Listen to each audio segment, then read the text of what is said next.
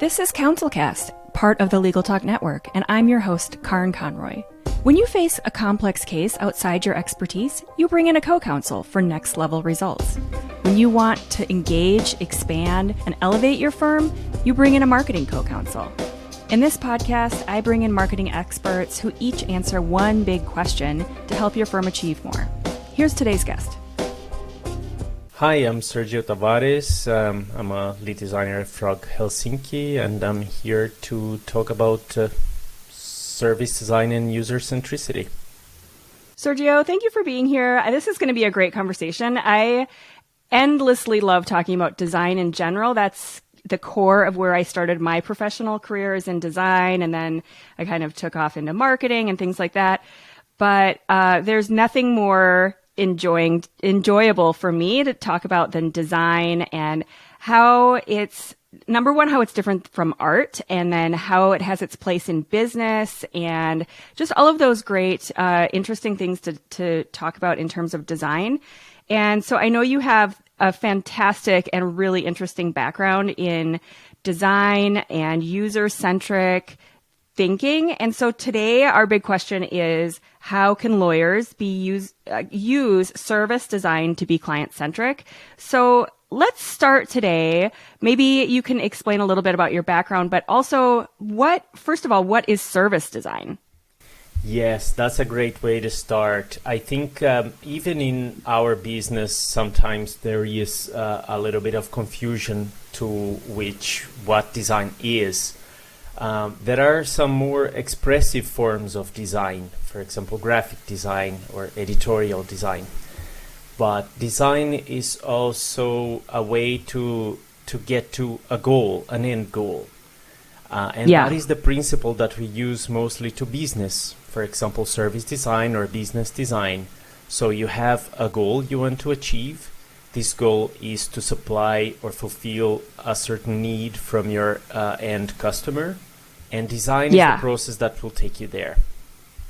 I love that definition because I've had a lot of clients and just in my career approach design as this art form, and then they feel like they're dealing with artists and they don't want to get in the way of my creative process. And so I usually take a step back and say, I do believe there are some designers who approach it that way, and that's not correct to begin with. And that let's start with the idea that design can fail and design can not achieve this goal, and art cannot fail. You know, art is just a pure expression, and there is this big difference between art and design. And so I usually talk to my clients about that separation. Then all of a sudden I feel them relax a little bit and say, okay, I can understand that. So let's talk about how you go about, first of all, defining how you are going to achieve those goals through design. Yes, that is like a frequent question as well, because designers sometimes are quite opinionated, and they are also the aesthetic sense is also part of our way of communicating, even if we are on a more consultancy level or approach, let's say. You have communications design and you have graphic design and you have the whole experience design. Everything is merged together, and that's often playing as a strength to the design activity. For example, if you take consultants, like management consultants, the slides are crammed with information. They try to tell everything all at once, and that is kind of understood by their audience, but it's not an easy sell. And design tries to make this whole process easier, more simple, more understandable. So as we have these goals, it's actually often that we fail, and we have then to try again. And it's also the principle that of fail fast. It's very embedded in design activity because it's less costly. So you try something now, you improve, you test, and you keep going. There is no end product. There's just versions of your product or service. Yeah, and I like the idea of fail fast because it allows for failure as a part of the process, not the end, and that's like a death of the project. It's that this is part of the process and we will fail at this point and then we will iterate again and we will have a new version. And I find with my clients, a lot of times they get version 1 of a design or some part of the content, and they are comparing version 1 to someone else's final product, and they have this moment of concern and panic, and that's where they start to lose confidence in the project itself. That version 1, we're at our starting point, and we on the agency side recognize that version 1 is not a final product. And here's where we're going to start, and we are going to take variations and iterate from there. But the client hasn't necessarily been through that process before. And how do you address that with a client who doesn't necessarily understand that this is a process and failure is okay? And it's not even, maybe failure is not even the right word, but this is version 1, and the things that aren't working here are places to learn and make better. I mean, how do you typically address that? Yes, that is. I was seeing your work, and I was fascinated by it because my both parents were lawyers, and oh, great! Yeah, and I think it resonates with your audience. And I figured that even from my own portfolio, even from the clients I work with, that your communication presence online is a lot about taking the time to find your own voice, your own style. And it doesn't depend so much on you. That's kind of the big news for many people that are purchasing this kind of project, because yes, you may have a dialogue with your designer to understand the fonts, the typefaces, the colors, the vibe, the whole mood of the project and the content. But it is only after you're out there having the feedback from the users that you will understand, hey, actually people find this useful. And that is a process you simply cannot know from day one. Right. And so how do you get through that idea that it is meant to be client-centric? I often will have clients that that in itself is a novel idea. The idea that they should be positioning their overall message and approach in terms of their client instead of talking directly about the business and the firm and themselves and where they went to law school and all of those more first person kind of narratives. How do you get through to and explain that to them? Why should it be about the client? Yes. Well, that is super exciting because I can really envision the process that we all go through with clients, where they have this idea, they are passionate about it, they want to finally, it's also part like a rite of passage that you finally have, my godmother, which happens to be a lawyer as well, said, when I have my website, I want to have the black and white picture and the pearls. So it's nothing, I couldn't rush her to have her own. She needed to first understand how she wanted to have herself portrayed. So that's very personal.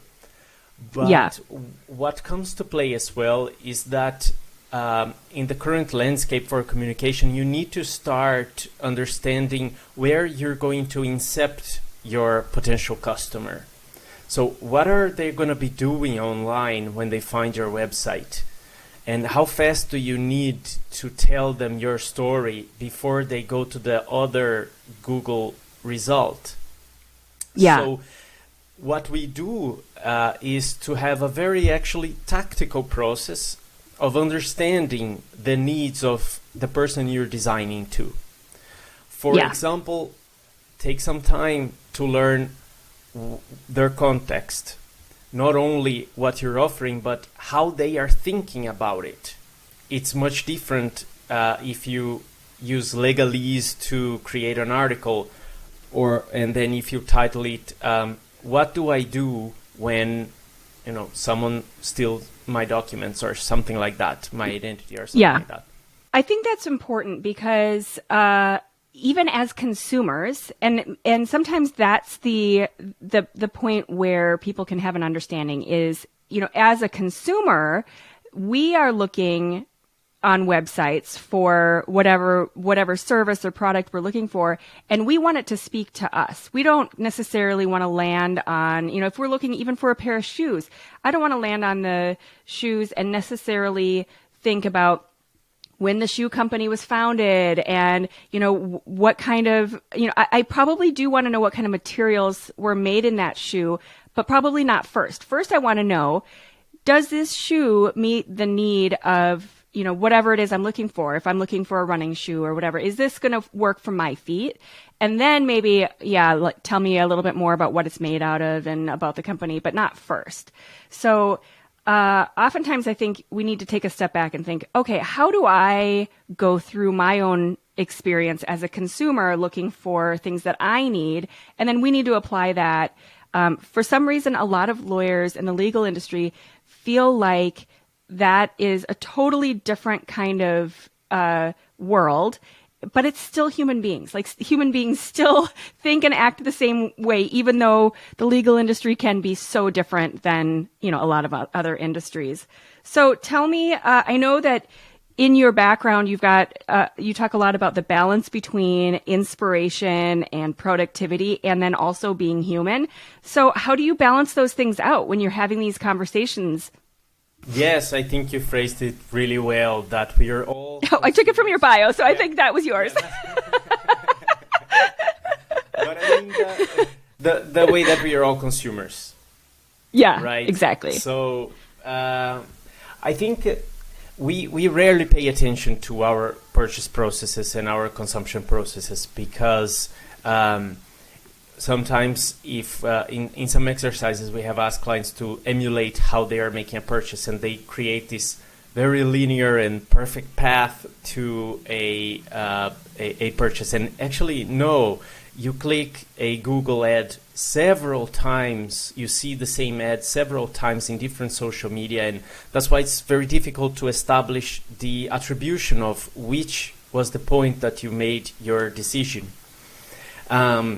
It's of course important to check few boxes like on the credibility, the kind of cases that you have handled before, your expertise, and all these things that much better. I don't know exactly how those go, but it's very important that you are able to create tailor the content to the moment and mindset that you are when you arrive to the site. You will also create content and design content for the person that is actually returning there for a second time, that they want to know maybe about the history of the company, like you said in your example of the shoes. So yeah, that they're at these different, I think that's another thing people don't consider, that there are people and there are different phases of that decision. And depending on your practice area, I work with some people who do like DUI law, and they are working with people who are, getting out of jail and they're urgently looking for a lawyer, probably on their phone.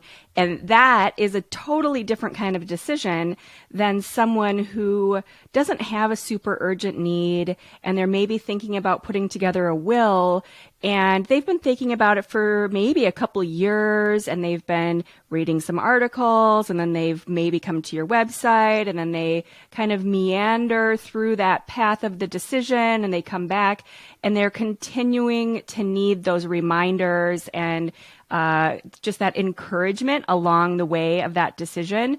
So it really does depend, as much as we all love to say that in the world of marketing and design, like it really depends on who those clients are and what your practice area is for how that decision path looks, depending on what their experience is. So I feel like if you're not considering your clients and where they're at in that moment, you're missing out completely. You're going to end up with a website that looks, or any kind of online presence that looks very generic and isn't addressing the questions that people are asking. And it's just not, it's not really going to work at the end of the day. It's going to be those websites that a lot of people come to me with and say, I don't know why I've had this website. It's been up there for 5 or 6 years and it's not doing anything. And they think that's just normal, that, that it should be that way. And that's how other lawyers' websites are. And so, anyway, I usually start by saying that's not normal. It should be doing something. It should be, it should be helping your business. So, awesome. Well, what else can lawyers do in terms of service design? So, I think a lot of times we think of, when we talk about just the utility of Apple products, everybody's always thinking about Apple and Steve Jobs and how their design is done in a way that's very handy. But service design is harder, I think, for people to get in their heads about how they design when their business doesn't have a product. So how can lawyers think of that in terms of their law firm? Yes. You definitely don't need a concrete product in order to be very user-centric, because the tangible assets are your communication assets. And I would think that the great advantage that a lawyer has over the type of businesses that sometimes we deal with is that they have direct contact with their clients. Yeah. It's so often that management gets away from their end clients. They never see them if you're working in a big corporation or even like on a retail chain. It's easier to lose contact. And lawyers can do something that it would sound, I think that is a very practical advice. It would sound that it doesn't matter, it doesn't make a difference, but if in every encounter the lawyer starts to understand the need that triggered your pursuit, to what made you arrive here, because then we start a process that we call empathizing. And that is very much of a part of a lawyer's work, which is to empathize personally. So it's another advantage that I think the profession will have. You empathize so that you understand the basis of those needs, the terms of those needs, how people phrase it in their minds, and also things like how people feel about themselves in a certain moment. So, for example, if a person is facing the possibility of going to jail, that is such a fragile moment for someone. It's not just the service of a lawyer. If you can make explicit that you are a person they can trust, you're a person that can take care of them, and you can infuse your communication with that feeling. And on top of that, you make it easy for the person to be retained with you. What is your email? What is your phone number? Let's talk, let's connect on WhatsApp. All these kind of things start to create a very powerful structure that starts working to fulfill the exact need that person has in that exact time. I think that's great. So I'm going to reiterate that just because I feel like it's really valuable in terms of what a service design, how it translates to a law firm. So you were saying to start out with empathy and understanding that problem, and then convert that into a way that shows that client that you really understand and you're meeting them at that moment. And then also bring that through your process so that you're building ease into your system so that you can meet their need in a simple way. And that can also communicate that you really understand what they need at that moment. And that can be very different from one practice area to the next as well. If you are talking to someone who is coming out of jail and they're on their mobile device and you're building that into your website where you are starting with the mobile design and you are putting a very simple, quick and easy contact form there on a mobile device, that's speaking to that. But we often will work with estate planning attorneys who are working with elder clients. That is not going to be where those elder clients are coming in. They are more likely going to want an in-person meeting. They are probably not going to be contacting them on their mobile device. It's going to be something, if they look at their website, it's probably going to be on a desktop, and they are going to be having a completely different kind of interaction with the firm. So understanding where they're at that moment, and then building that ease of the system into that that communicates to them that you really understand it and you've been through it and you're the right person for them to work with. I feel like that's so valuable. Yes, absolutely. One other process that we have in the design, user-centric design processes is I like to first look at the database of the customer to understand who are your customers, what is their profile, let's say, on your terms even, the ones that require more time from you or the ones who are, any kind of pattern that we can see is helpful. And then we can create personas that help us to establish how to design the website, for example. So you said like an elderly person.